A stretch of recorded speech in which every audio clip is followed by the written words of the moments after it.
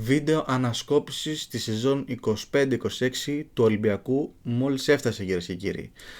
Έκανε σεζόν καλή ο Ολυμπιακός ή δεν έκανε? Πρωταθλητισμό μπορεί να κάνει η ομάδα? Φταίει ο Μεντιλίμπαρ? Φταίει η διοίκηση? Οι μεταγραφές ήταν καλές? Μείνε σε αυτό το βίντεο των Full Attackers για την ανάλυση του Ολυμπιακού.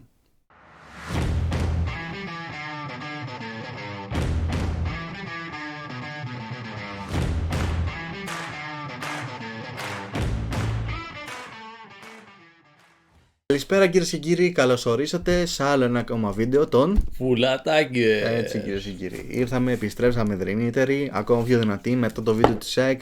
Έρχεται του δεύτερου Ολυμπιακού το βίντεο, το πάμε κατά σειρά όπως έχετε καταλάβει. Θα μιλήσουμε σήμερα για την Ολυμπιακάρα, όπως μας τη γράφουν οι τηλεθεατές μας, που δεν είναι τηλεθεατές ή είναι τηλεθεατές, δεν ξέρω. Είναι οι Vidcaster. Vidcaster μας, ακριβώς. Πριν ξεκινήσουμε το βίντεο ανάλυση, τι να κάνουν, Βασίλη, στο βιντεάκι? Πρέπει να κάνουν κάτι. Παιδιά, like, Μπράβο. share, Μπράβο. comment Μπράβο. ή πατήστε μου αρέσει. Κοινοποίηση. Κάντε ένα σχόλιο, κάντε βελάκι. εγγραφή στο κανάλι. Ναι. Ευχαριστούμε πολύ αν έχετε κάνει ήδη. Αν δεν έχετε κάνει, μας βοηθάει πάρα πολύ να στηρίξουμε αυτή την προσπάθεια. Μπράβο, παιδιά. Άμα δεν έχετε κάνει, κάντε. Ναι, αυτό λέω. Μας βοηθάει πάρα πολύ. Να το λες με προστακτική. Δεν καταλαβαίνω διαφορετικά. Πρέπει να το λέμε συνέχεια, κυρίες και κύριοι. Βίντεο Ολυμπιακός, κυρίες και κύριοι. Δεν ξέρω άμα είσαι έτοιμος για αυτό που θα ακολουθήσει. Δεν ξέρω αν είστε έτοιμοι για αυτό που θα ακολουθήσει. Έχουμε να πούμε πολλά και ωραία πράγματα για τον Ολυμπιακό. Και λέω να ξεκινήσουμε, μην σας κρατάμε άλλο σε αγωνία. Συμφωνείς? Νούμερο 1 θέμα, το οποίο έχουμε βάλει και θα ξεκινήσουμε, και όπως βλέπετε κάτω από τα κεφάλαια κιόλας, είναι το κεφάλαιο του πολύ μεγάλου του Ολυμπιακού, ο Μεντιλίμπαρ. Νομίζω είναι το μεγαλύτερο κεφάλαιο αυτή τη στιγμή για τον Ολυμπιακό, το οποίο χρήζει συζήτησης. Ακούω από εδώ και από εκεί και στη δουλειά μου και βλέπω και σε σχολιασμούς και σε βίντεο για δημοσιογράφους για το πόσο γενικά όλος ο κόσμος είναι εμβρασμό με τη διαχείριση του προπονητή και με τον ίδιο τον προπονητή. Οπότε πάμε σιγά σιγά να τα πιάσουμε, να απαντήσουμε σε μια ερώτηση, να απαντάμε σε ερωτήσεις. Πρωταθλητισμό ο Ολυμπιακός φέτος με τον Μεντιλίμπαρ έκανε? Εννοείται. Είναι ένας προπονητής ο οποίος μπορεί να κάνει πρωταθλητισμό? Εννοείται. Συμφωνείς? Μπορεί να κάνει πρωταθλητισμό στον Ολυμπιακό συγκεκριμένα, δεν το έχει αποδείξει. Ναι. Φέτος θεωρείς ότι έκανε πρωταθλητισμό? Εννοείται πως έκανε. Ακολούθησε δηλαδή το πρωτάθλημα. Δηλαδή η ομάδα του Ολυμπιακού ήταν ανταγωνιστική ως το τέρμα. Εννοείται. Βγήκε δεύτερος, κυνήγαγε για την ΑΕΚ μέχρι το πολύ τέλος. Να διευκρινίσω ότι ο Ολυμπιακός εν αντιθέσει με την ΑΕΚ, δηλαδή δίπλα-δίπλα, έπαιζε Champions League, όχι Conference. Έχει μεγάλη διαφορά αυτό και πολύ υψηλότερη καταπώνηση κατά τη διάρκεια της σεζόν.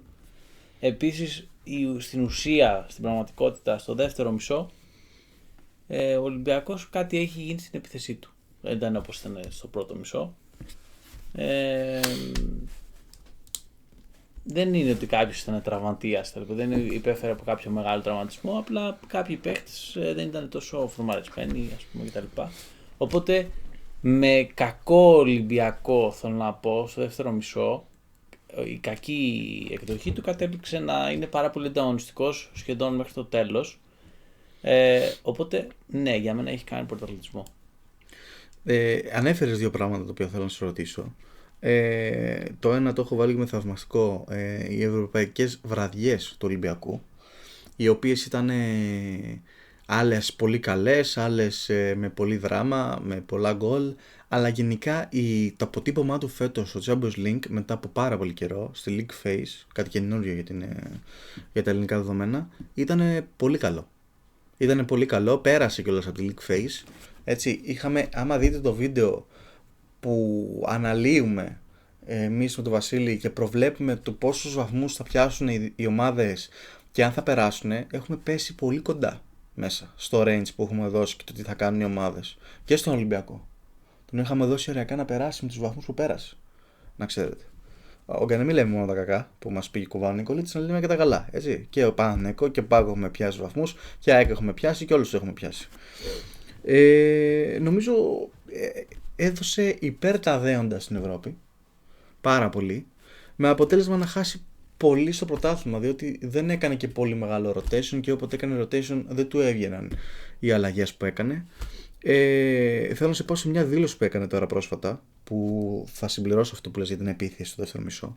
Είπε ο Μετιλίμπαρ κατά λέξη, θα πω το νόημα, πιστεύει ότι ήταν καλύτερος από τους άλλους η ομάδα του, αλλά όχι πιο εύστοχος από τους άλλους, και γι' αυτό έχασε το πρωτάθλημα. Άρα, με λίγα λόγια, ο προπονητής του Ολυμπιακού θεωρεί ότι η ομάδα μας ήταν καλύτερη, παίζαμε καλύτερα, αλλά ακριβώς επειδή δεν ήμασταν εύστοχοι στο τέτοιο μισό, χάναμε πάρα πολλές ευκαιρίες, αυτός ήταν ο παράγοντας στον οποίο χάσαμε το πρωτάθλημα. Εγώ δεν συμφωνώ πλήρως με αυτό. Δεν θεωρώ ότι ο Ολυμπιακός έπαιζε το καλύτερο ποδόσφαιρο στην Ελλάδα. Θεωρώ για μεγάλο διάστημα το παίζει ο ΠΑΟΚ, και στο τέλος ήταν η ΑΕΚ η καλύτερη ομάδα. Ότι έχασε πολλές ευκαιρίες ο Ολυμπιακός και του στέρισε αυτό αποτελέσματα, αυτό το δέχομαι. Αλλά δεν δέχομαι ότι αυτό είναι δικαιολογία ότι δεν θα έπαιρνε πρωτάθλημα ο Ολυμπιακός.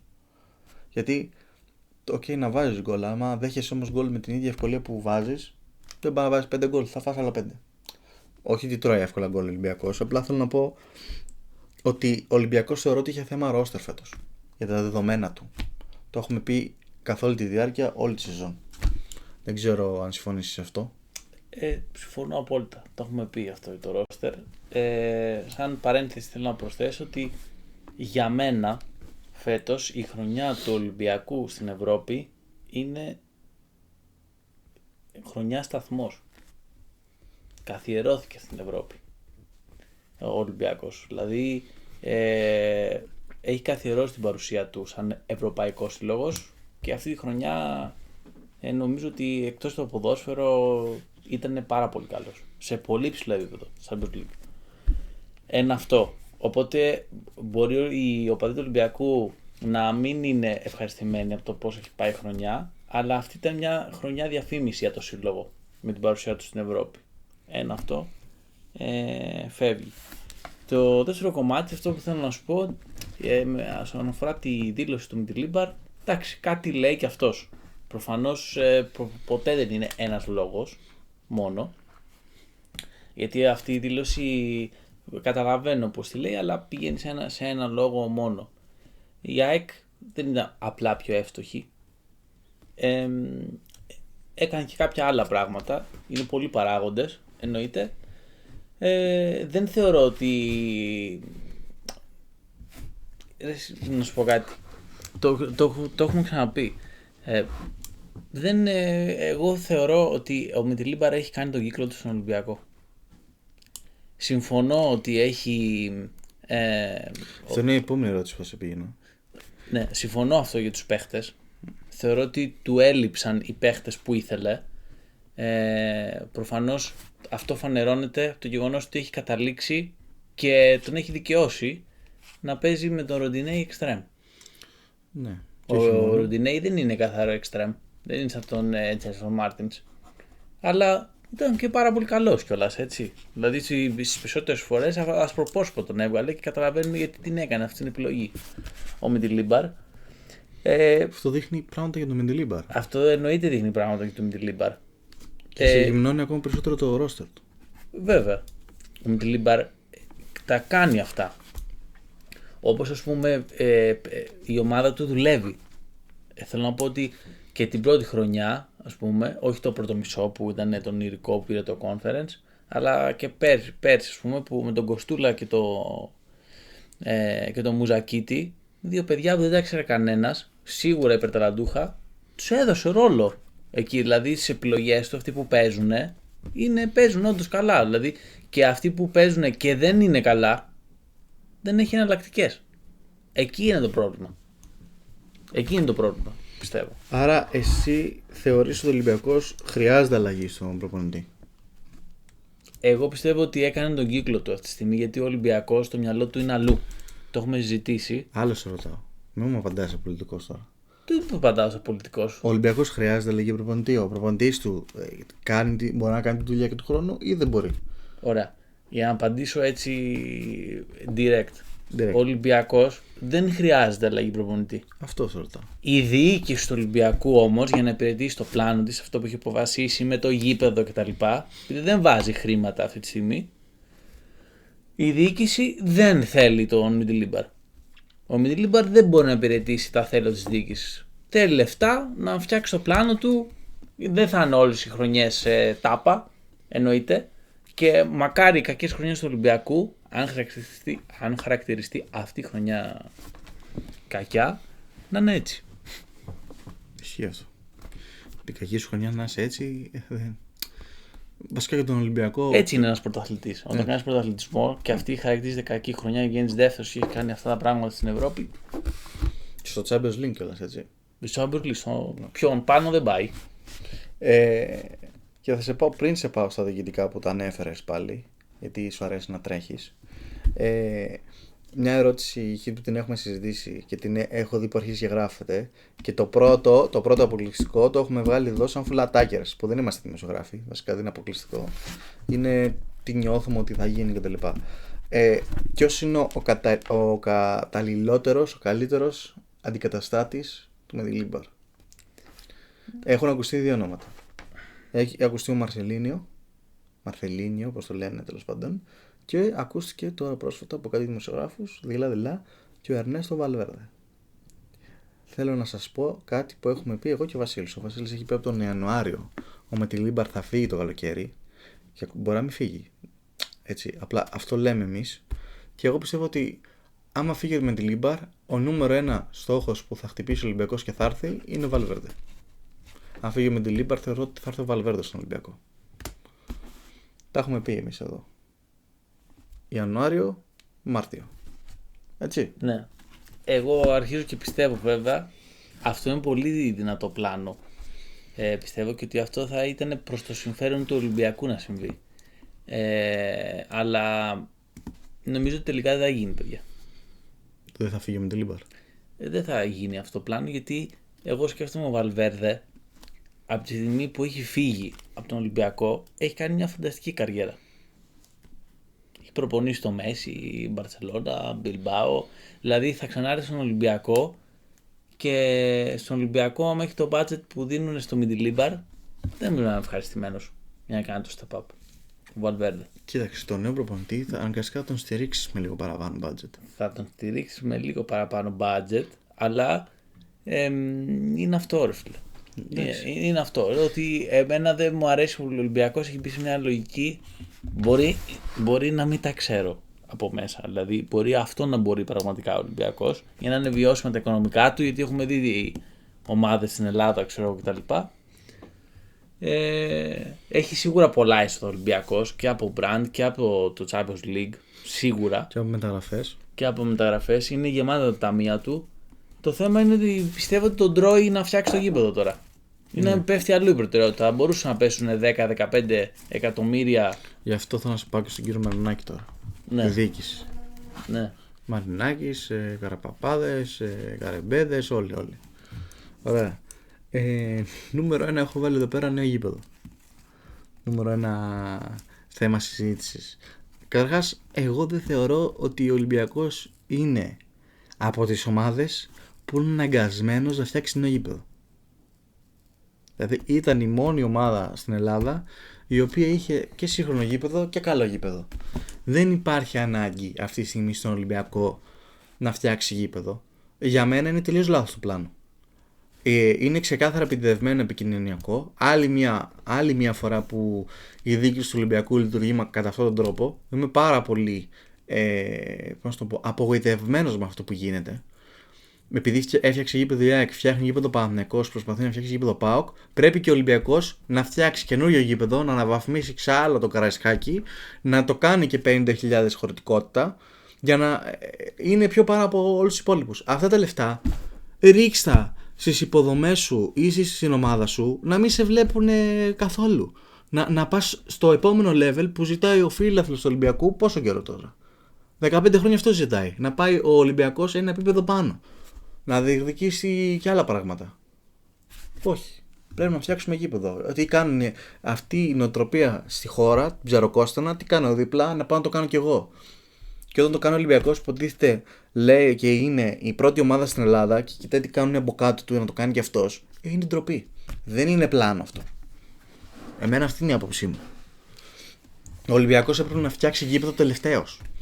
Έπρεπε να φτιάξει ο Παναθηναϊκός, να φτιάξει και ο ΠΑΟΚ και σε 15 χρόνια να μπει στη διαδικασία να φτιάξει γήπεδο, γιατί έχει γήπεδο 20 χρόνων. Το 4 ανακαινίστηκε το Καραϊσκάκι. Με τους Ολυμπιακούς αγώνες. Δεν μπορεί σε 20 χρόνια να θες να φτιάξει άλλο γήπεδο. Δεν το κάνει καμία ομάδα αυτό στον κόσμο. Καμία απολύτως. Μόνο ο Ολυμπιακός όλο το κάνει αυτό. Εντάξει, δεν ξέρεις τώρα. Μπορεί εκεί που θα αλλάξουν και το ΣΕΦ εκεί πέρα να γίνει η Ολυμπιακή Πολιτεία εισαγωγικά και να θέλουν να εξυγχρονίσουν και το στάδιο. Τώρα δεν ξέρω. Μα δεν είναι παροχημένο το στάδιο. Εγώ συμφωνώ απόλυτα. Η προτεραιότητα του Ολυμπιακού δεν μπορεί να είναι αυτή. Δεν το καταλαβαίνω. Και δημιουργείται τώρα θέμα πάλι επικοινωνιακό με το αν θα παίξει ο Ολυμπιακός στο ΆΚΑ. Γιατί ο Παναθηναϊκός έχει κάνει, όπως αναφέρουν τα ρεπορτάζ του Παναθηναϊκού, έχει κάνει προσύμφωνο με το ΆΚΑ ότι θα έχει την αποκλειστική αθλητική χρήση και θα πρέπει να ρωτάτε ο Παναθηναϊκός αν θα παίξει άλλη ομάδα. Με την Κηφισιά δεν έπαιξε η Κηφισιά τελικά. Ο Ολυμπιακός το πάει στα δικαστήρια γιατί λέει ότι στα δημόσια έργα δεν μπορεί να γίνει αυτό το. Είναι παράνομο, δεν προβλέπεται πουθενά. Θα πάνε στα δικαστήρια για όταν θα πάει να παίξει. Δηλαδή, ο Ολυμπιακός θέλει να παίξει ένα χρόνο μαζί με τον Παναθηναϊκό στο ΆΚΑ. Εγώ δεν το καταλαβαίνω αυτό. Είναι τελείως επικοινωνιακό, τελείως λάθος κατεύθυνση. Άλλη μια φορά στην οποία για κάποιο λόγο θέλουν να πάνε σε σύγκρουση η διοίκηση του Ολυμπιακού με κάποια ελληνική ομάδα, που δεν υπάρχει λόγος. Δηλαδή, και ένα χρόνο να καθυστερήσει ο Ολυμπιακός στα σχέδια, δεν υπάρχει κάποιο τίμημα για αυτόν. Κανένα απολύτως. Κανένα απολύτως. Είναι ξεκάθαρα επικοινωνιακό για να τραβήξει τα βλέμματα από το πραγματικό πρόβλημα, το οποίο είναι ότι η διοίκηση του Ολυμπιακού έχει τεράστιες ευθύνες για το ρόστερ της ομάδας. Τεράστιες ευθύνες για το ρόστερ της ομάδας. Όλοι προσπαθούν να κάνουν υπερβάσεις από όλες τις υπόλοιπες ομάδες. Ο Ολυμπιακός είναι η μόνη ομάδα η οποία έχει έσοδα τρελά και δεν κάνει τις κινήσεις που πρέπει να κάνει. Και αυτό για να καλυφθεί δημιουργούνται όλα τα υπόλοιπα σύννεφα. Αυτή είναι η πραγματικότητα. Πάντα κάτι συμβαίνει στον Ολυμπιακό και απασχολεί το κόσμο του με κάτι άλλο. Με σκάνδαλα, με προβλήματα της ομάδας, με συγκρούσεις με άλλες ομάδες, με διαιτησίες, με όλα τα υπόλοιπα εκτός από αυτό. Και απορώ πως ο κόσμος του Ολυμπιακού δεν το βλέπει αυτό το πράγμα. Και θα πιάσουμε μία-μία και τις μεταγραφές τώρα. Δεν ξέρω αν θες να σχολιάσεις κάτι πάνω στο ρόστερ. Τα έχουμε πει όλη τη σεζόν βασικά. Όχι, δεν θα σχολιάσει κάτι άλλο σαν επίλογο γι' αυτό πριν πάμε και σαν γέφυρα με το επόμενο. Ο Ολυμπιακός πέρσι τέτοια περίοδο ανακοίνωνε ότι ο Κοστούλας πάει στην Brighton για 40 εκατομμύρια. Πότε πήρε 40 εκατομμύρια από εκεί τουλάχιστον. Έχει πάρει σίγουρα από το Champions League που πέρασε τη League Phase αρκετά επίσης. Έχει πάρει σίγουρα 30 Ολυμπιακός. Όσα. Αυτά είναι αρκετά. Είναι 70 εκατομμύρια αυτά. Αυτά είναι χωρίς χορηγούς, εισιτήρια, sold out, φανέλες, χωρίς και άλλες πωλήσεις. Ναι, αυτό που θέλω να πω σε κριτική είναι ότι αυτά δεν τα είδα να πέφτουν στο γήπεδο πίσω στην ομάδα. Σε καμία περίπτωση. Και Sorry. να σχολιάσουμε τώρα, πάμε μία στις μεταγραφές τώρα, γιατί εδώ θα γίνει το κουντρόλιο γάμος. Εδώ να συζητήσουμε. Τι παίχτες έχει πάρει ο Ολυμπιακός? Έχει πάρει Καμπελά, άφαντος. Χωρίς λόγο να έρθει ο παίχτης στην ομάδα. Καλός, ποιοτικός, βέβαια 35-36 χρονών. Καμία σχέση με το ποδόσφαιρο που θέλει να παίξει με την μπάρα, δεν μπορούσε να το υπηρετήσει καθόλου. Χ η μεταγραφή του. Γύρισε ο Ποντένσε. Ωραία. Τι σεζόν έκανε ο Ποντένσε? Χάλια σεζόν έχει κάνει ο Ποντένσε. Είναι η χειρότερη σεζόν που έχει κάνει αυτή η τρίτη φορά. Είναι η χειρότερη φορά, ας πούμε, παρουσία του. Τον έχει αγοράσει, τον έχει πληρώσει ο Ολυμπιακός? Όχι, του δίνει το μισό συμβόλαιο. Πάμε Ταρέμι. Ελεύθερος κι αυτός. Έτσι.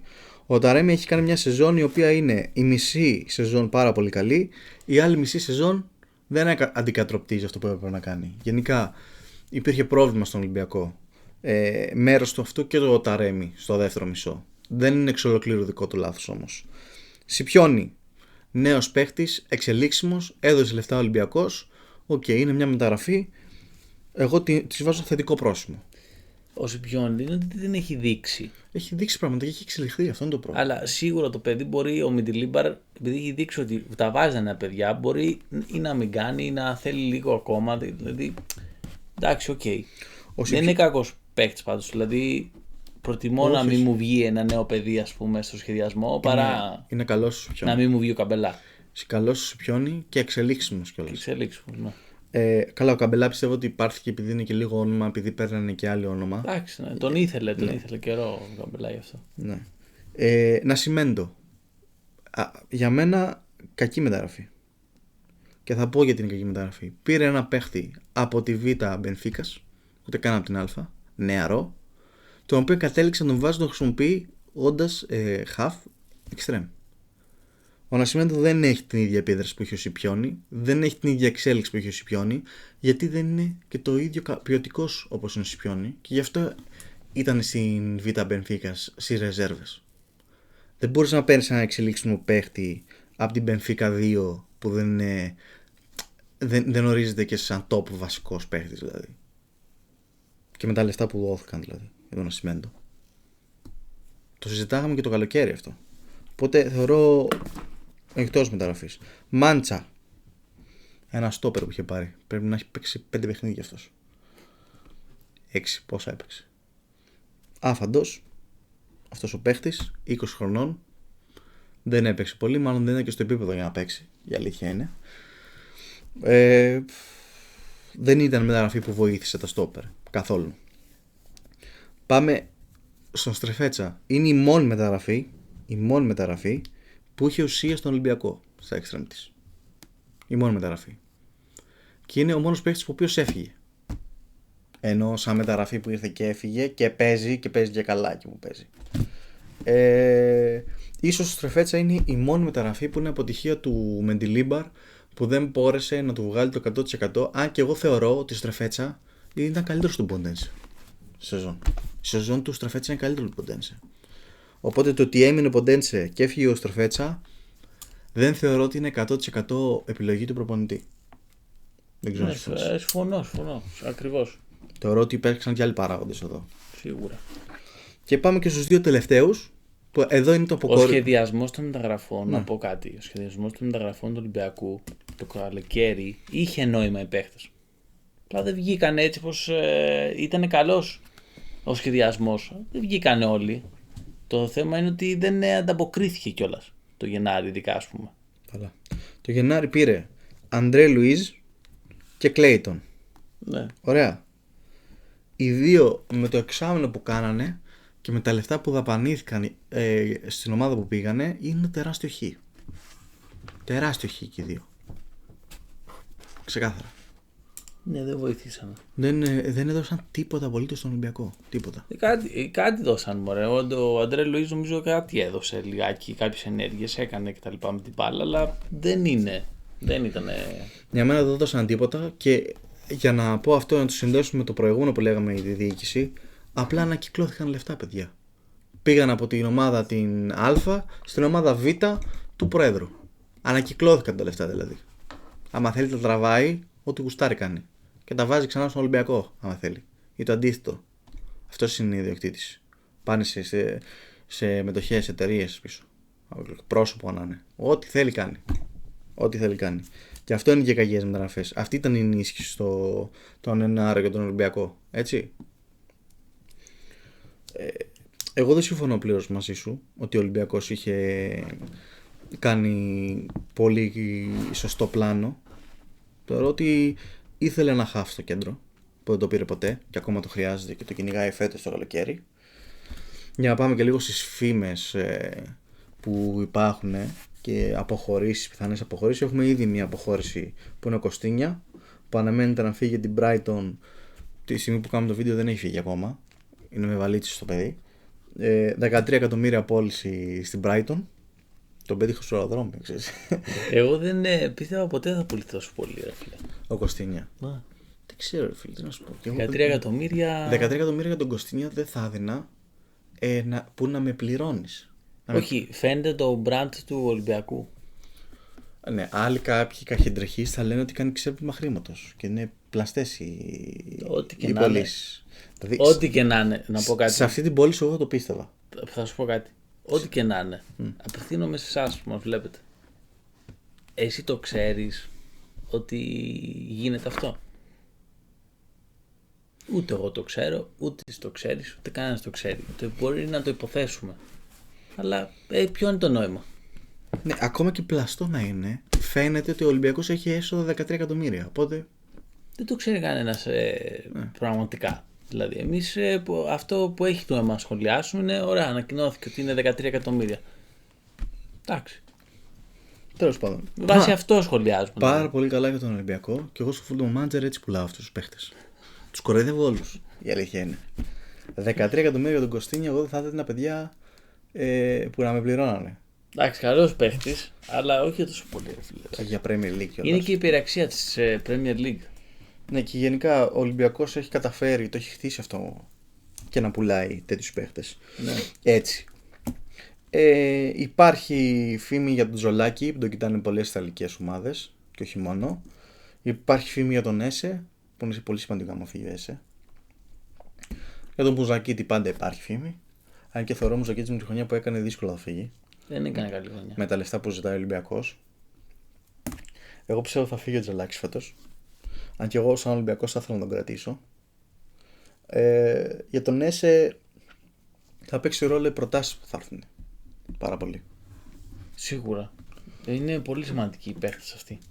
Πραγματικά. Εγώ πιστεύω ότι μπορεί να τους κρατήσει πλην τον Τζολάκη. Ο Τζολάκης δεν μένει. Νομίζω ότι ο Τζολάκης ήρθε η στιγμή και αυτός έκανε τον κύκλο του. Εκεί και αυτός σε αυτά τα λεφτά θα φύγει. Θα κρατήσει την πόρτα ανοιχτή. Νομίζω ότι ο Ολυμπιακός προφανώς δεν θα τον δώσει για 6-7 εκατομμύρια που είναι αυτή τη στιγμή οι προτάσεις. Αν έρθει μια πρόταση όμως 13 εκατομμύρια από τη Juventus για παράδειγμα, ο Ολυμπιακός μπορεί να μην θέλει 13, αλλά θα πει ο παίχτης θα φύγει. Ναι. Και θα τον δώσει. Ναι, γιατί ναι. δεν θα έχει άλλη ευκαιρία μετά. Εκεί 13-15. Ναι, τον θέλει πολύ Juventus από ό,τι ξέρουμε. Τα δημοσιεύματα. Αυτό δεν έχει τερματοφύλακα. Άμα έχει τον τερματοφύλακα της Juventus, αν θα βράσει τα χαράλα μπαίνει. Εντάξει. Πάρε, Παναγιά μου δηλαδή. Είναι να πάει Τζολάκη θα του σώσει. Μπα και πάρουν πρωτάθλημα. Δεν θα πάρουν πρωτάθλημα με τον Τζολάκη, αλλά καταλαβαίνει λέω. Και υπάρχουν και φήμες. Η φήμη βασικά που μάλλον θα ολοκληρωθεί και αναμένεται να ολοκληρωθεί είναι ο Φορτούνης. Ο Φορτούνης μάλλον θα ξαναφορέσει τα κόκκινα από ό,τι φαίνεται φέτος το καλοκαίρι. Βέβαια, εγώ να πω εδώ ότι είναι ένας παίχτης ο οποίος δεν κολλάει πολύ στο πρόγραμμα του Μεντιλίμπαρ. Και εδώ θέλω να στηρίξω πάλι ότι αν έρθει Φορτούνης είναι ένα λάθος, θεωρώ, της διοίκησης άλλη μια φορά. Εντάξει, ο Φορτούνης νομίζω ας έρθει και αν μην παίζει. Θα θέλει ο κόσμος να παίξει λίγο, αλλά και στα αποδυτήρια θα είναι αρχηγός, θα τους βοηθήσει εσωτερικά πολύ την ομάδα. Αυτό που θέλω να πω είναι ότι εμένα μου δείχνει αυτό ότι μπορεί να γίνει και αλλαγές στην τεχνική ηγεσία. Ναι, οκ. Μπορεί και να μην ισχύει αυτό γιατί δεν λειτουργούν έτσι οι ελληνικές ομάδες. Αλλά μπορεί ο ερχομός του Φορτούνη να διώξει και τον Μεντιλίμπαρ. Όχι επειδή ο Μεντιλίμπαρ δεν θα θέλει τον Φορτούνη στην ομάδα, διότι θα τον θέλει ο άλλος προπονητής. Και ένας προπονητής σαν τον Βαλβέρντε, ας πούμε, θα τον ήθελε πάρα πολύ τον Φορτούνη. Εγώ θέλω να πω ένα κομμάτι τώρα για να το κλείσουμε κιόλας. Για το Ροντινέι. Θέλω να πω κάτι πάνω σε αυτό. Πες. Για το Ροντινέι, ότι υπάρχει φήμη για τον Τζάπρα τώρα που φέρει και ο Κωστίνια. Τον θέλει ο Ολυμπιακός με πολύ στενό μαρκάρισμα. Δεν ξέρω, η άποψή μας για τον Τσάπρα εδώ είναι θετικότατη και πάρα πολύ καλή μεταγραφή για τον Ολυμπιακό να πάει ο Τσάπρας που είναι και Έλληνας. Ο Τσάπρας είναι πολύ καλή μεταγραφή για όλες τις Big Four γιατί είναι σίγουρα αναπληρωματικός στο επίπεδο που είναι και είναι και full εξελίξιμος. Δηλαδή μπορεί να γίνει και το παιδί αξίζει. Πιστεύω ότι αν είναι να τον πάρει ο Ολυμπιακός θα τον πάρει πολύ γρήγορα για να κάνει προετοιμασία ο Τσάπρας με τον Ολυμπιακό. Δεν θα το καθυστερήσει πολύ. Ήθελα να πω για τον Ροντινέι το εξής. Ακούγονται κάποιες φήμες τώρα ότι μάλλον θα γυρίσει ο Ροντινέι στη Βραζιλία. Γιατί ο Ροντινέι έφυγε από τη Βραζιλία και έχει έρθει να παίξει στην Ευρώπη μόνο για τον Ολυμπιακό, δεν έχει παίξει άλλη ομάδα. Γιατί το λέω αυτό? Γιατί ο Ροντινέι έχει μάθει να είναι βασικός. Αυτό. Και δεν θέλει να συνεχίσει να παίζει extreme και όλη την πλευρά ο Ροντινέι. Δεν νομίζω ούτε ο Μεντιλίμπαρ ούτε ο Βαλβέρδε αν έρθει ούτε ο επόμενος προπονητής ότι θα θέλει να παίζει με τον Ροντινέι ως βασικό extreme. Οπότε υπάρχει ένα θέμα εκεί πιστεύω και στο σχεδιασμό ρε φίλε την επόμενη χρονιά δεν μπορεί να πας με extreme τον Ροντινέι. Δεν το λέω υποτιμητικά προς τον Ροντινέι, αλλά για να κάνεις το step up πρέπει κάτι να γίνει. Δηλαδή, καλό θα ήταν να ήταν δεύτερη εναλλακτική, αλλά από ό,τι και καταλαβαίνω και ακούμε, δεν το θέλει αυτό ο Ροντινέι. Οπότε, μάλλον εξετάζει να πάει πίσω στην Βραζιλία. Οπότε θα έχει και θέμα, έδωσε και τον Κωστίνια. Καλά. Τώρα. Ούτε στη Βραζιλία έχει ελπίδες να παίξει extreme. Εντάξει. Ειδικά στη Βραζιλία. Είναι τους extreme που υπάρχουν. Δεν ξέρω. Απλά σου λέω ότι αν δεν είναι βασικός Ροντινέι, δεν θα είναι τόσο πολύ ευχαριστημένος. Αυτό ακούγεται αυτή τη στιγμή, τέλος πάντων. Γενικά θα θέλω να πω ότι εάν φτάνει η προετοιμασία της καινούργιας χρονιάς και ο Ολυμπιακός θα ξεκινήσει την καινούργια χρονιά με extreme τον Ροντινέι, δεν θα είναι πολύ καλά τα πράγματα. Θα πρέπει να υπάρξει μια λύση εκεί πέρα. Σίγουρα. Αυτό ήθελα να πω για τον Ροντινέι. Με κομπλεύω νομίζω. Αυτά για την ανάλυση της αγωνιστικής συνήθεια. Αυτά για την ανάλυση γενικά του πρωταθλήματος και της εικόνας του Ολυμπιακού. Αυτά έχουμε να πούμε. Είχα σημειώσει εδώ και μια φήμη που έχει ακουστεί για τον Ικάρδη, ο οποίος είχε ρίξει άκυρο, λένε, στον Ολυμπιακό. Εντάξει, κάτι τέτοια θα τα ψιλοσχολιάζουμε για να ψιλογελάμε, γιατί εντάξει, για τον Παναθηναϊκό τώρα διάβαζα σήμερα ότι έχει εξετάσει τον Λεβαντόφσκι για την Μπαρσελόνα. Δηλαδή, εντάξει, ακούγονται κάτι τέτοια κατά. Παιδιά, δεν παίζουν FIFA. Ούτε στο FIFA δεν μπορείς να τον πάρεις το Λεβαντόφσκι στον Παναθηναϊκό. Τέλος πάντων. Αυτά ήταν, παιδιά, τα νέα του Ολυμπιακού. Θα υπάρξουν και άλλα βίντεο μέσα στη σεζόν που θα συζητήσουμε τα οροφολογία. Μετά θα μιλήσουμε για τα ευρωπαϊκά και τα αποκλειματικά. Αυτή ήταν η γνώμη των Flatakers. Κάνε ένα like και ένα subscribe αν σας αρέσει το βίντεο για να μας στηρίξεις. Κάνε κοινοποίηση. Κάνε ένα κομμεντάκι να υπάρχει αλληλεπίδραση μαζί μας. Και εμείς θα συνεχίσουμε τις ανασκοπήσεις με όλες τις ομάδες του Big Four έτσι όπως θερμάτισαν. Μέχρι τότε να είστε καλά. Γεια σας.